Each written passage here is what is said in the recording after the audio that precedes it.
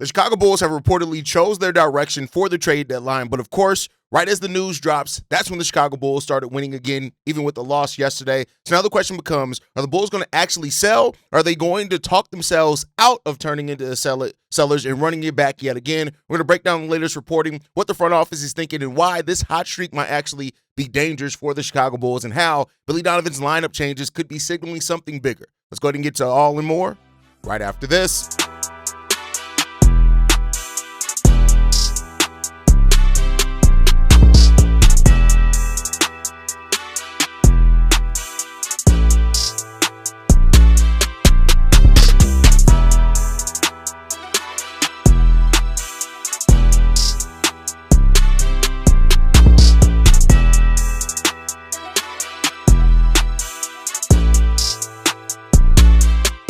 What's going on, Bulls fans? Welcome to another episode of Chicago Bulls Central, your number one spot for everything Chicago Bulls related. I'm the host, Haize, but more importantly, you guys can follow the channel at Bulls Central Pod on every social media platform we happen to be on. With that said, let's go ahead and get into this content for today, y'all. According to Brett Siegel of Clutch Points, the Chicago Bulls have chosen their direction. According to Siegel, the Bulls are not only going to be active in the next few months, but also lead the pack in selling off depreciating assets. So he has the Bulls marked as being sellers going into the trade deadline, and not even just sellers, the biggest sellers in the Eastern Conference. What does that mean, though, right? We already knew that the Bulls were armed with, almost $70 million in expiring contracts, right? Then you look at players that they have that reportedly have garnered interest. Coby White, Ayo Dosunmu, even Tre Jones recently has been mentioned as a player that a lot of teams around the league that are looking for point guard help could look to Tre Jones because of the length of his contract, the size of his contract only being a flat $8 million for the next 3 years, and that third year being a team option. All those things make him very attractive for teams. And then, of course, Ayo Dosunmu, Coby White, fairly young players still, even though they've been in the league a handful of years, but still young enough to where a team could look at them and say, hey, there's still something left here that we can still uncover with our team and what we do schematically and system-wise, right? So, when it comes down to that. And so now you're looking at Coby White, Ayo Dosunmu. I know the Bulls are going to be trying to move Nikola Vučević, Tre Jones, as the teams that we've heard, as the players that we've heard have kind of garnered most interest around the league, right? And so the sellers mean for the Chicago Bulls that they're selling off assets and that they're going to just try to stack draft assets. Or are they trying to look for young talent? Or are they trying to find talent that more so fits, right? That's where the reporting gets a little ambiguous at when it comes down to Brett Siegel. But I will say this, and I think most Bulls fans will tell you this as well. If the Bulls are winning going towards the middle of January, all bets may be off on that, right? The Bulls right now, when you look at it, of course, they were on a 5-game losing streak that came to end last night against the Milwaukee Bucks.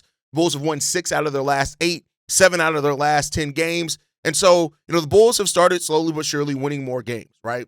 And what does winning do to all that for AK? That's the question. That's always been where AK has been. The Bulls right now sit at the 9th seed. We're outside the 10th seed. We're in the 9th seed. And we're only, 5 games back from the 3rd seed, technically 5.5 games back of the 3rd seed, in the NBA. That's how, in the Eastern Conference. That's how tight everything is.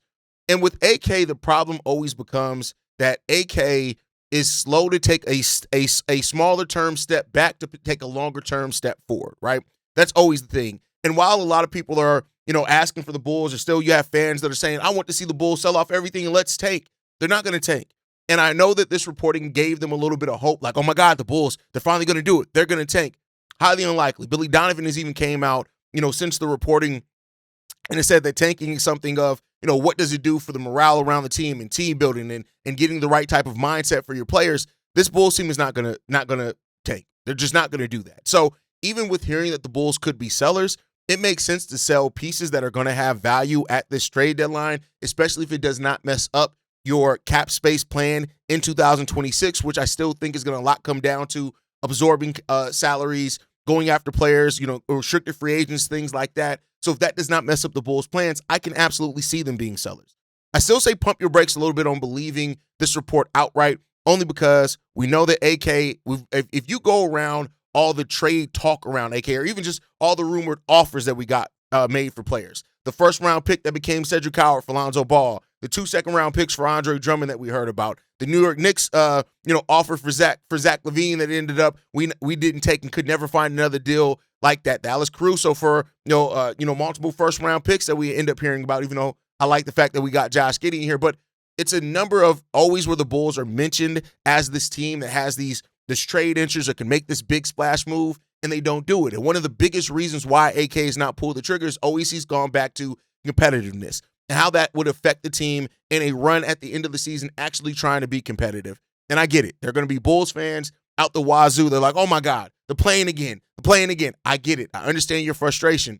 But like I said before, I think we have to realize this is a front office that has firmly played at their stakes in the fact that they are not going to be tanking. Denver didn't tank. That's where AK came from. They're not going to tank. And, so even in hearing that the Bulls could be sellers, again, I think that just points towards what's sensible for this team. You have, 7 players on expiring deals?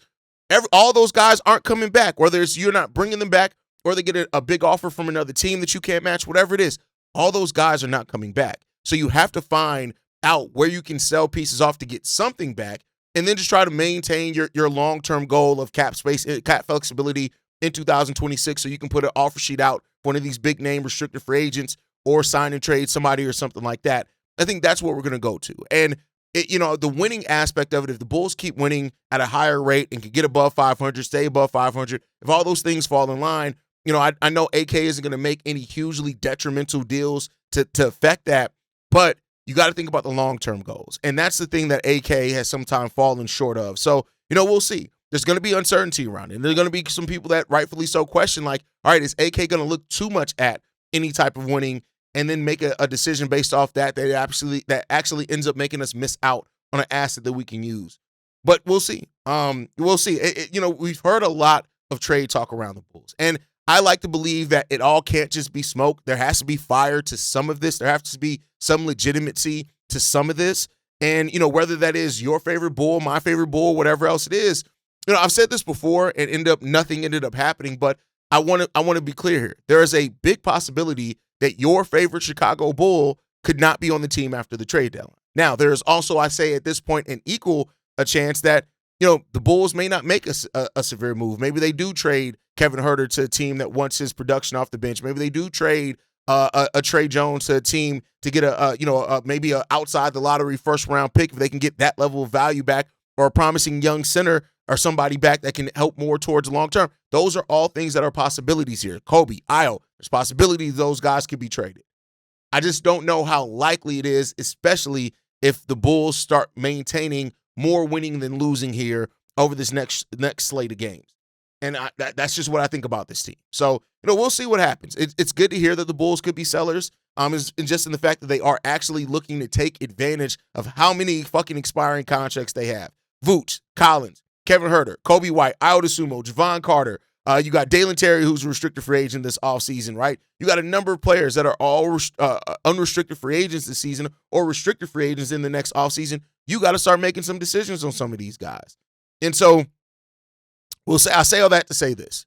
We'll see what the Bulls do with this. We'll see what decision they end up making. Overall, the flexibility is there. The question just becomes about how do they want to use that flexibility and what are their plans for it going into the future? And that's an answer that we just won't have until the trade deadline passes. And so we'll see. We shall see what's going to happen. But from that to another shift that does, I think, need to start happening, and that as the Bulls and the trade deadline gets closer, right? And there's no doubt about it that there is, there's questions around who's going to be here after the trade deadline and stuff like that. One thing that the Bulls have started doing more is playing the double big lineup.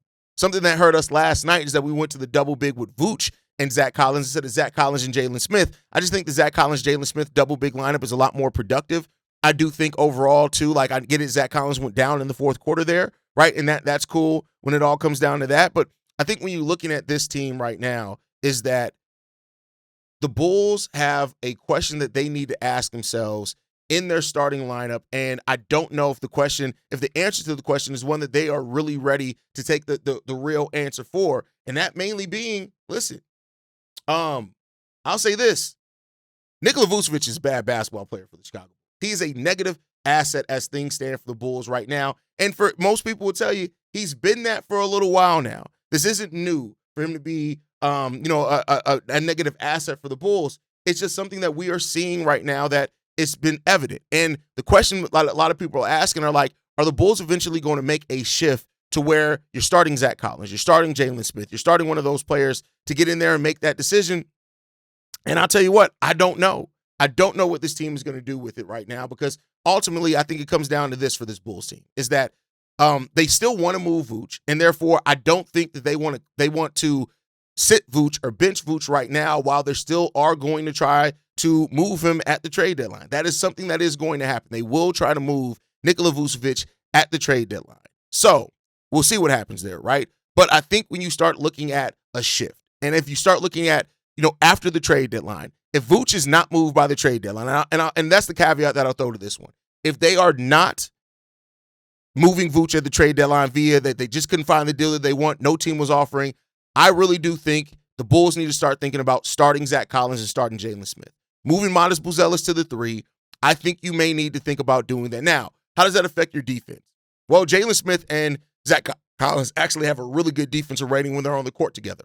It does change the on-ball defense from a player like Isaac Okoro, and Matas is not nearly equipped to guard as many, versatile players as Isaac Okoro does. But I think when you look at the overall ball movement for your team, and that, I think that we're starting to see Zach Collins and Jalen Smith are not only worth exploring before you go into this offseason and have to make long-term decisions on some of these guys, but I think it's time to think about starting Zach Collins and Jalen Smith.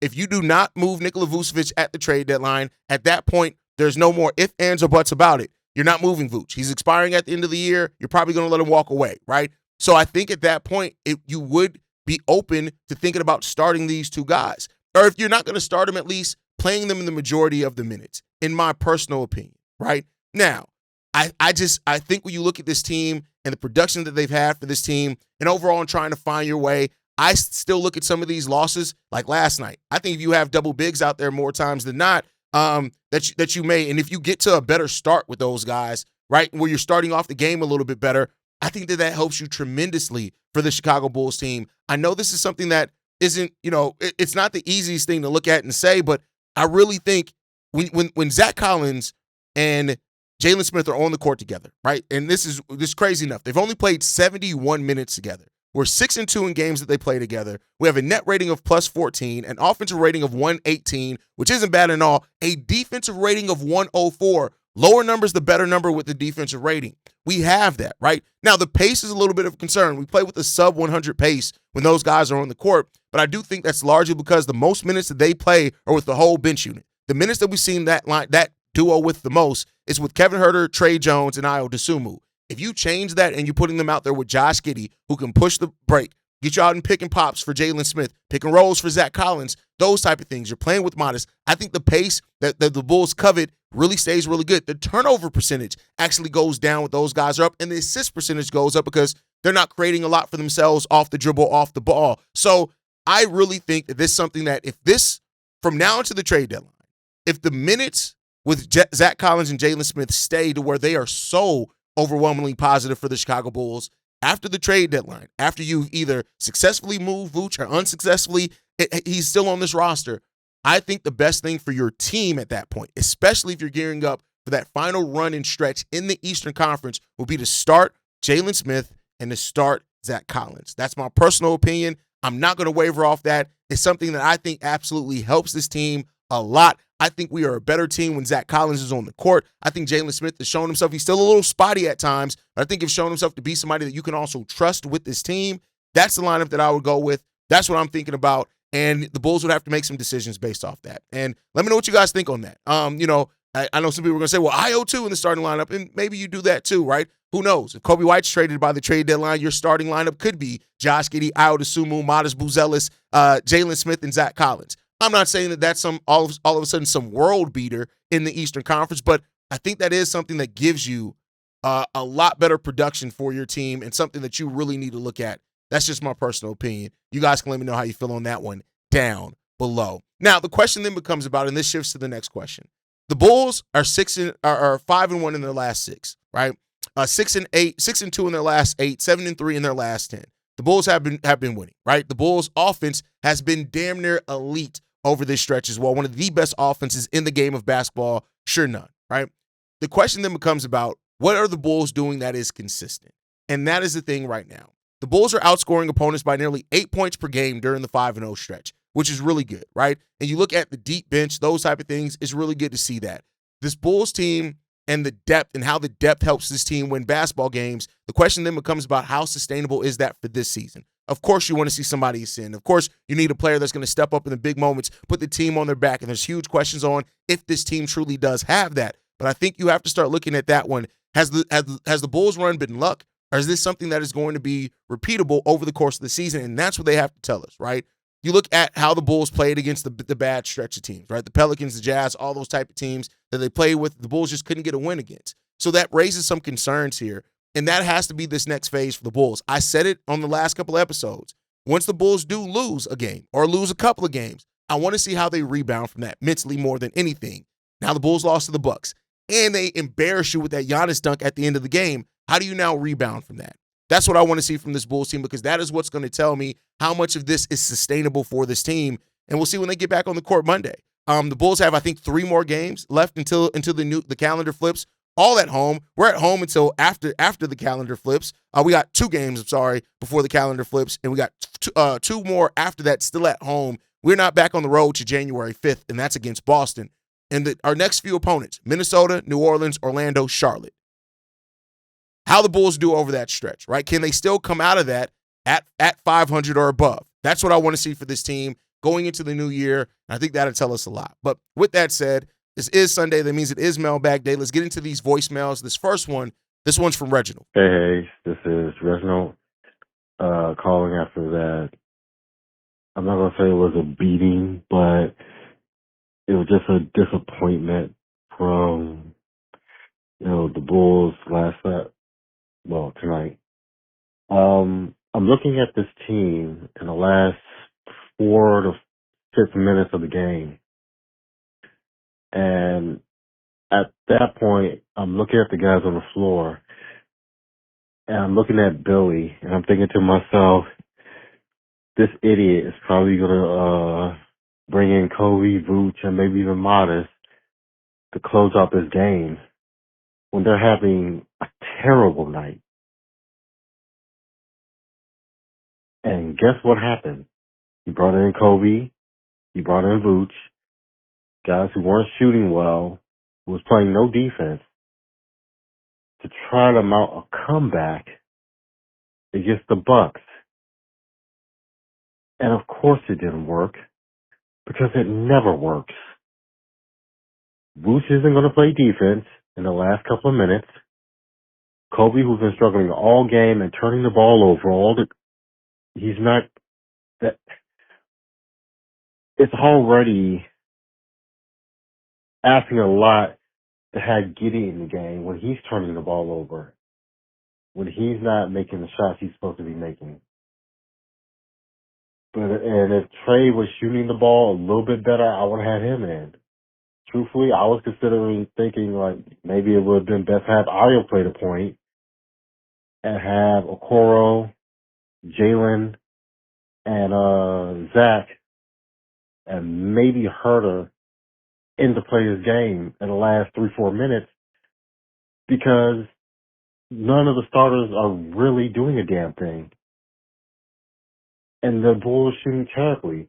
I knew the Bulls lost the game where, with like 5 minutes left, they were getting offensive rebounds off of missed shots, and they were missing floaters and tip shots. They've been missing floaters and tip ins the whole game. That's why they were shooting under 40%. But, like I said, yes, the Bulls not shooting is the reason why this team lost, but also because Billy choked in the last 4 to 5 minutes of the game because he got scared. He put in the guys that he trusted who were having a terrible night, and the Bulls lost. The only thing that really made me sure is that the Bulls could really use someone like Bobby Portis to play the 4, who was a clutch player in the fourth quarter. But what's your opinion? Thanks. I could understand Coby being there in the fourth, because Coby had a couple. He was coming off games with a couple of big fourth quarters, no matter how he played in the rest of the game. But yeah, it didn't work. Coby, Josh Giddey, the turnovers, Coby's, those 3 straight turnovers Coby had in the fourth, that was bad, right? It didn't work. Now, going to the Zach Collins and Nikola Vučević double big lineup, I hate that. I like the Collins and Jalen Smith double big, and then the Jalen Vooch double big is decent. It's not as good as the Collins and Jalen double big, but that's the combo. The Vooch Zach Collins double big, that does not work. It's not work. It doesn't work, and I'm blaming that on Vooch, right? So I think that's what you have to look at, right? And I think that's something that Billy Donovan definitely missed playing late in that game, and those are the players that should have been out there to close out that game. I'm not saying we necessarily would have won for sure because, like I said, some of the mistakes that other players made, but I do think that gives you the best chance to win. Now, Zach Collins did go down in the fourth quarter. He did not check back in, so that eliminated that anyway, but that's just my thought process on that. Let's get into this next voicemail, man. This one's from Shay. What's up, Haize? It's Shay. Look, I know a lot of people have been talking about roster construction and all that other bullshit and all that, but I'm here to tell you, a lot of times that doesn't really make sense. Sometimes it's, and I know I said this in years past, but sometimes it's not just about who you're playing with, but who you're being led by. Like when you look at them Tom Thibodeau teams, the one year that Derrick Rose did not play at all when we had Nate Robinson and Marco Bellinelli, that team looked a little bit out of place without Derrick Rose. If you look at so many other teams that we've had in the past, you know, not a good fit. You know, even the mid-three with Rajon Rondo and Dwayne Wade and Jimmy Butler didn't even fit too well. But, like it or not, good coaching covered up a lot of that. And they had a system to buy into to make even the smallest things work. Now, unfortunately, it came back and bit us in the ass because, you know, we didn't win no championships.